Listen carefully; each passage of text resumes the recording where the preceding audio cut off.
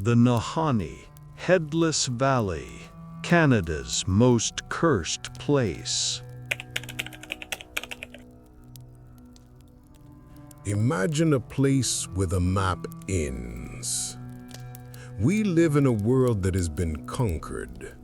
We have satellites that can read a license plate from space. We have GPS in our pockets that can tell us exactly where we stand within 3 meters, anywhere on the globe. We believe that there are no mysteries left. We believe that humanity has tamed the wild. But we are wrong.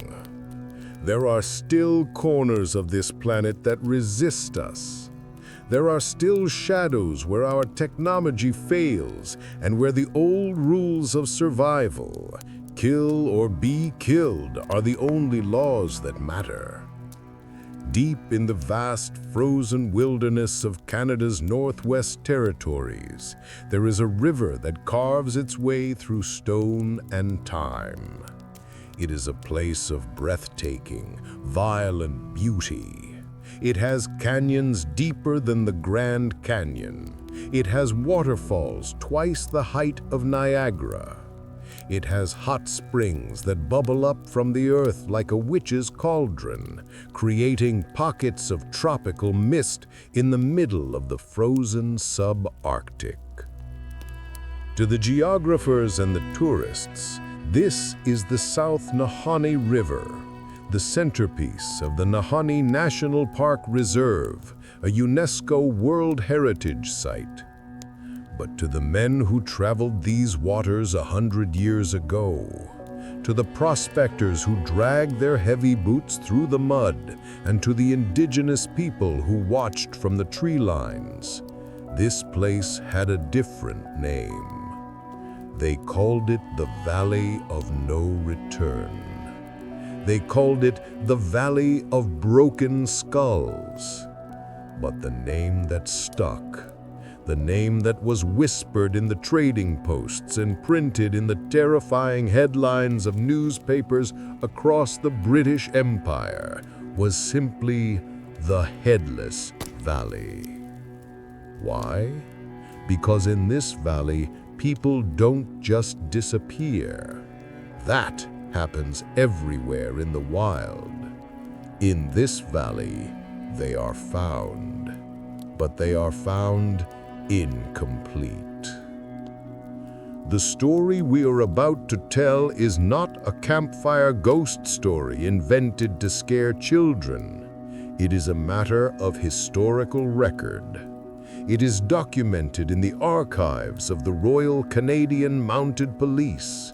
It is written in the ink of old journals and the blood of ambitious men. It begins with a lure, gold. The same curse that drove men to madness in California and the Klondike. But in the Nahanni, the gold came with a price tag that no man was willing to pay. Over the next 30 minutes, we are going to travel up that river.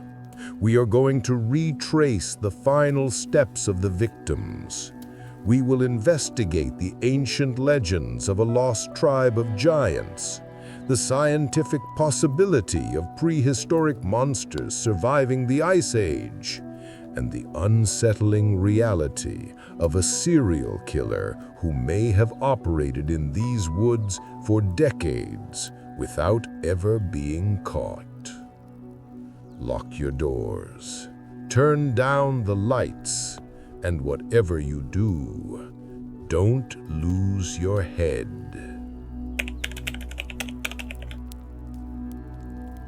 To understand the curse, we cannot start with the white man.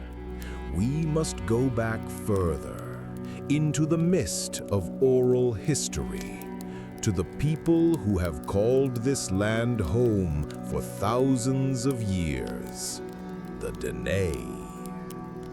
The Dene people are tough. They are survivors. They know the rhythms of the North better than anyone. They know which berries will feed you and which will kill you. They know how to listen to the wind. And for generations, the Dene elders taught their children a very specific lesson. Do not go into the canyons. The mountains surrounding the Nahanni River were not empty. According to the legends, they were the territory of a tribe known as the Naha. The descriptions of the Naha are terrifyingly consistent. They were not like the other indigenous groups of the region. They were said to be larger, stronger. Some stories even describe them as giants, towering over normal men. They lived high in the cliffs, in the caves that honeycomb the limestone mountains, looking down on the river below like eagles watching for prey. They were raiders, ruthless and efficient. They would descend from the mountains in the dead of night, wielding strange weapons, wearing armor made from the hides of beasts, and they would attack the settlements in the lower valleys. They didn't just steal food or tools, they took heads. For centuries, the Naha were the boogeymen of the Northwest Territories. The fear of them was so palpable that even brave warriors would avoid their hunting grounds. The valley became a buffer zone, a no-man's land where silence reigned. But then, something happened, something even more unsettling than the violence. Sometime in the 19th century, the raids stopped. The attacks ceased. The smoke from their fires in the high mountains vanished. The Naha simply disappeared. When the Dene finally gathered the courage to investigate, fearing a trap, they moved cautiously into the Naha's territory. They climbed the steep cliffs. They entered the canyons. They found the Naha's camps. They found their teepees still standing. They found tools, weapons, and pottery. But they found no people. There were no bodies, no mass graves, no signs of a great battle or a plague. It was as if the entire tribe, hundreds of men, women, and children, had been snatched into the sky or swallowed by the earth in a single night. The Naha had vanished from history, but according to the local lore, their spirits did not leave. The Dene believed that the Naha had been cursed, or perhaps they had ascended to a different form of existence, becoming the guardians of the valley. They believed that the valley was now haunted territory. Anyone who entered it was trespassing on the land of ghosts. The wind howling through the canyons wasn't just wind, it was the voices of the Naha warning intruders to turn back. When the first European fur traders and prospectors arrived in the late 1800s, the indigenous locals tried to warn them. They told them there are evil spirits in there. They told them it is bad ground. But you know the story of Western expansion. It is a story of ignoring warnings. To the prospectors, these legends were just superstition, primitive nonsense designed to keep the white man away from the riches of the land. They looked at the Nahanni Valley and they didn't see ghosts. They saw geology. They saw quartz. They saw rivers that cut through mineral-rich rock. And where there is quartz, there is gold. And so the stage was set for a collision between modern greed and ancient mystery. The first actors in this tragedy were about to step onto the stage. Their names were Willie and Frank McLeod.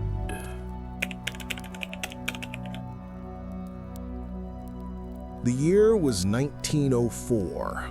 The Klondike gold rush was fading, but the fever still burned in the blood of thousands of men. Among them were the McLeod brothers. Frank and Willie were not naive city boys chasing a fantasy. They were the sons of a Hudson's Bay Company factor. They had grown up in the North. They knew how to handle a canoe, how to shoot, how to endure the biting cold and the swarms of mosquitoes that could drive a man insane. They were competent. They were prepared. Rumors had been drifting out of the Nahanni for years. Stories of nuggets the size of grapes, of riverbeds glittering in the sun. The brothers decided to chase the legend.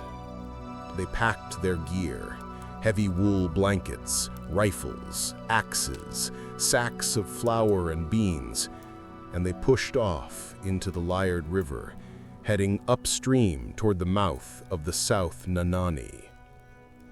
They were not alone on this first trip. They were accompanied by a Scottish engineer named Robert Weir. This detail is often forgotten, but it is crucial. Robert Weir was a man of science and logic, yet as they traveled deeper into the canyons, as the walls of the valley rose higher and higher around them, shutting out the sun, Weir began to feel something.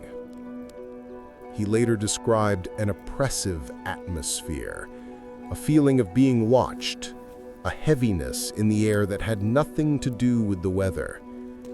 Weir's instinct, that primal alarm bell that rings in the back of the human brain, told him to leave. And he listened. Robert Weir turned back. He left the expedition and returned to civilization. That decision is the only reason he died of old age instead of becoming a headline. Frank and Willie McLeod, however, pressed on.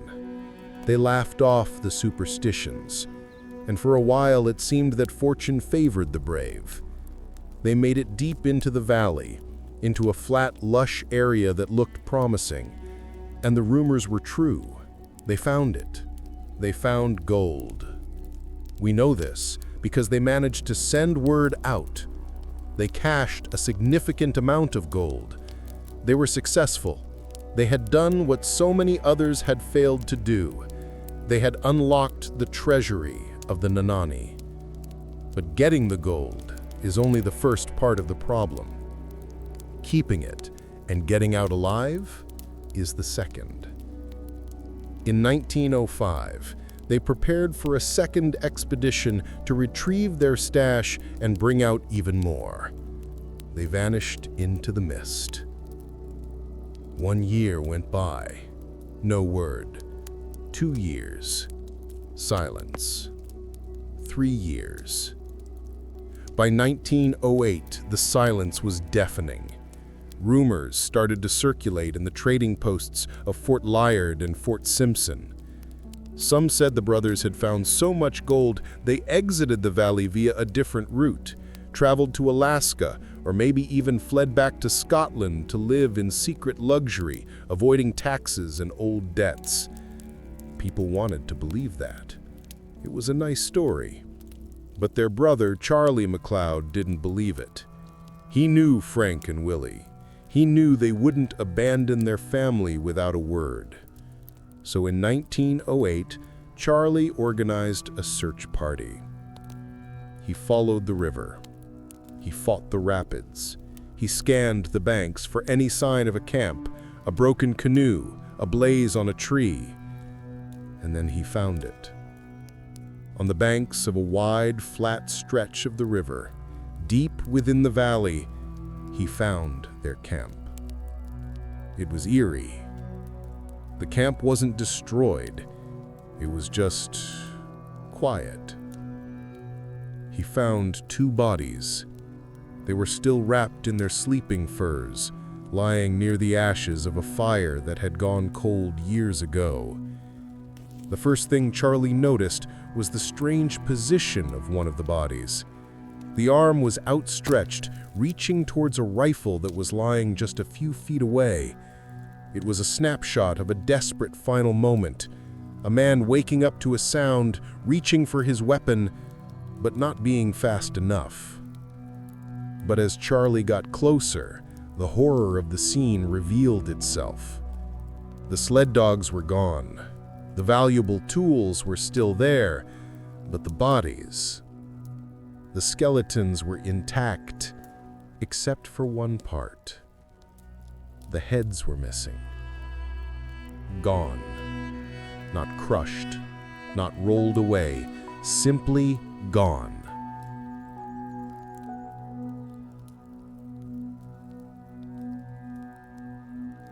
Charlie searched the surrounding area. He searched the woods. He looked for skulls. He found nothing. The implications were terrifying. If this was a bear attack, the bear would have mauled the bodies. Bears don't decapitate men and leave the rest. Wolves don't carry heads away as trophies. And if it was a robbery, why leave the tools? In the wilderness, high-quality steel axes, rifles, and ammunition were more than gold. To leave them behind meant the killer didn't care for profit. The killer wanted to send a message. Charlie McLeod brought the story back to civilization. The press went wild. The river where they were found was officially named Headless Creek.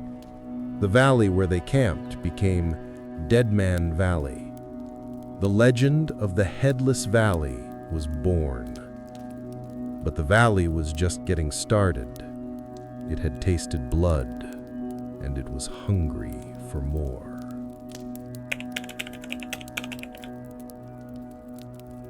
If the McLeods were an isolated incident, history might have forgotten them.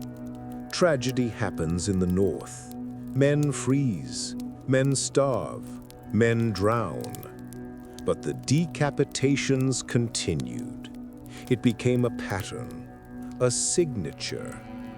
Fast forward to 1917. The world was consumed by the First World War. But in the Nahanni, a different kind of war was being waged.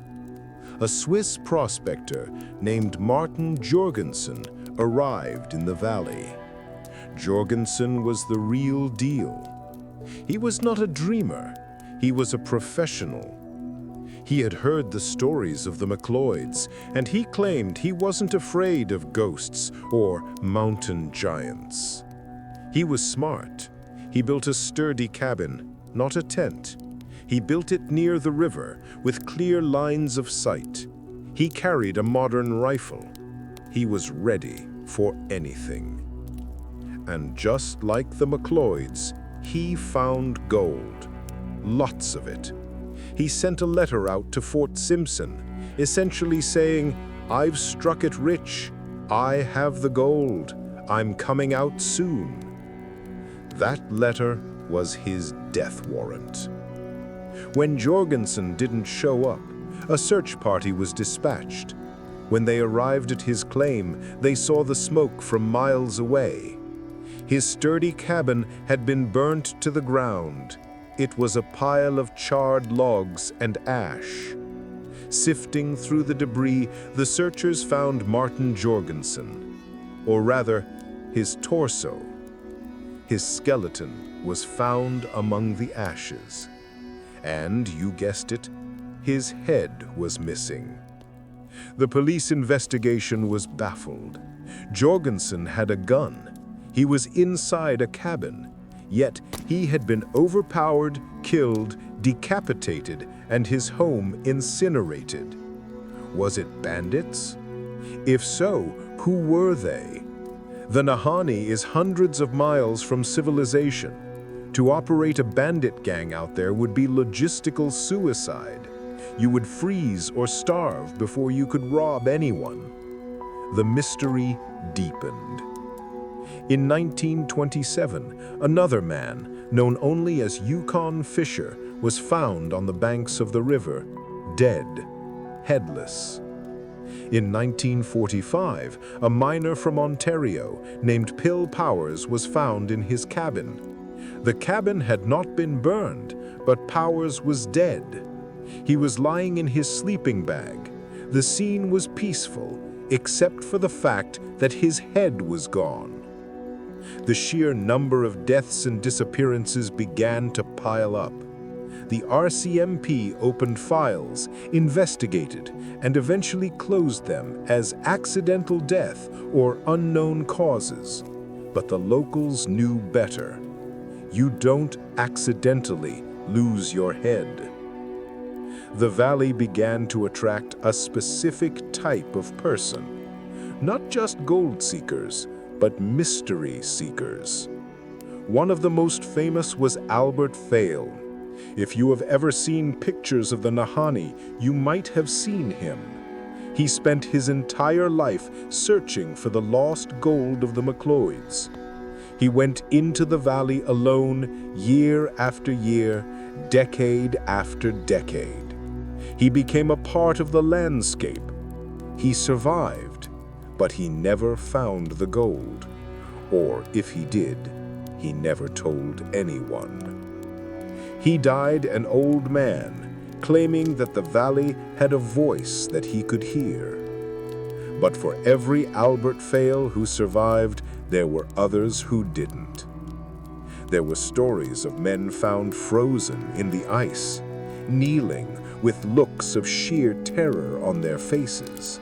There were stories of trappers who vanished, leaving their fires burning and their food cooking, as if they had been interrupted by something sudden and overwhelming. The map of the Nahanni filled up with names that served as grave markers: the Funeral Range, the Broken Skull River, Dead Men Valley, Headless Creek. The geography itself was screaming at people to stay away. So what was killing them? Who was taking the heads? Over the last century, 3 major theories have emerged to explain the Nahanni curse. We must examine them from the rational to the nightmares.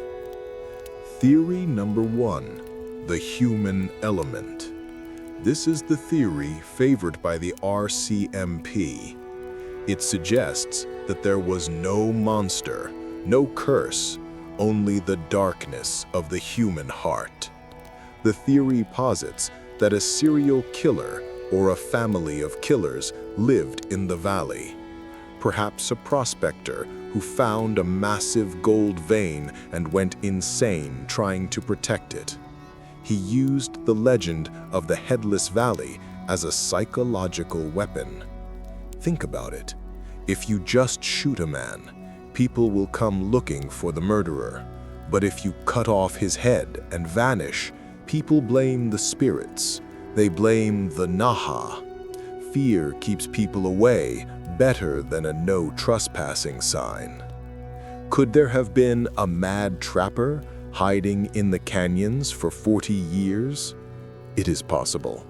The terrain is rugged enough to hide an army, but to survive there, alone, through the brutal winters, while hunting men, that requires a special kind of monster.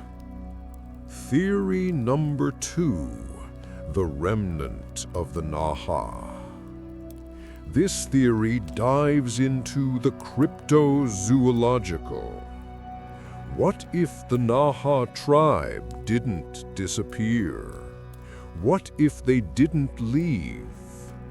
Some researchers believe the Naha retreated deep into the unexplored cave systems of the limestone mountains, evolving in the dark, becoming troglodytes. The descriptions of the attackers often mention giants or hairy men. This leads us to the overlap with the Sasquatch or Bigfoot legends. But the creatures of the Nahanni are described as more aggressive, more warlike than the gentle giants of the Pacific Northwest. There have been footprints found on the riverbanks, massive, barefoot tracks in the snow and mud that do not match a bear. Tracks that show a heavy bipedal stride. Are the Naha still watching from the cliffs, protecting their sacred land from the gold diggers? Theory number 3. The prehistoric predator. This is perhaps the most fascinating and scientifically intriguing theory. We mentioned earlier that the Nahanni Valley contains hot springs. It is a geological anomaly. During the last ice age, when most of Canada was covered in a mile-thick sheet of ice, the Nahanni Valley remained partially ice-free. It was a refugium, a sanctuary. Biologists admit that this isolation allowed ancient plant species to survive there. Is it a stretch to think that ancient animal species survived too? For decades, the Dene and the trappers have whispered about a creature called the Wahila. The Wahila is described as a giant, wolf-like beast, but not a normal wolf. It is said to be massive, with a wide head, heavy shoulders, and white fur. It hunts alone, not in packs. Paleontologists look at the description of the Wahila and they see something familiar. It looks exactly like the Amphicyon, or the bear dog, a prehistoric apex predator that was supposed to have gone extinct millions of years ago. The Amphicyon had jaws powerful enough to crush bone like chalk. It was built for power, not just speed. Think about the forensic evidence. The victims were decapitated. A bear mauls, a wolf tears. But a prehistoric bone crusher, it could snap a human spine and sever a head with one terrifying bite. Could a small population of these creatures have survived in the warm, isolated microclimates of the valley? Is the Headless Valley actually the hunting ground of a prehistoric relic? It sounds impossible, but then again, the coelacanth fish was thought to be extinct for 65 million years until one was caught in a fishing net in 1938. The deep wilderness holds secrets that science has not yet cataloged. Today, you can book a tour to the Nahanni. You can fly in on a float plane, land on the river, and take selfies in front of Virginia Falls. The park rangers will smile and tell you about the geology.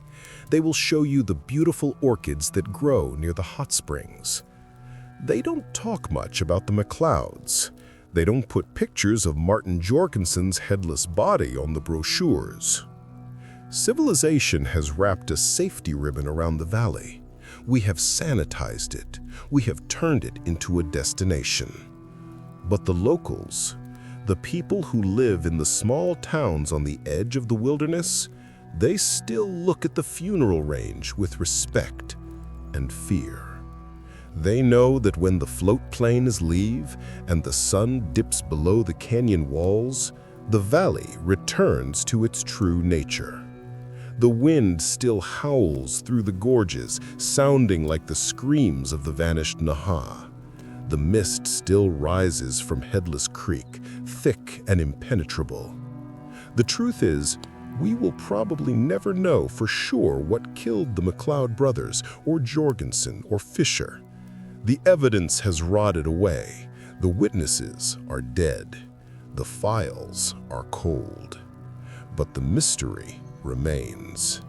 It is a reminder that we are not the masters of this world. We are just guests, and there are some rooms in this house that we are not meant to enter. Some secrets are protected by silence, some are protected by time, and some are protected by the removal of the one thing that allows us to tell them: our heads.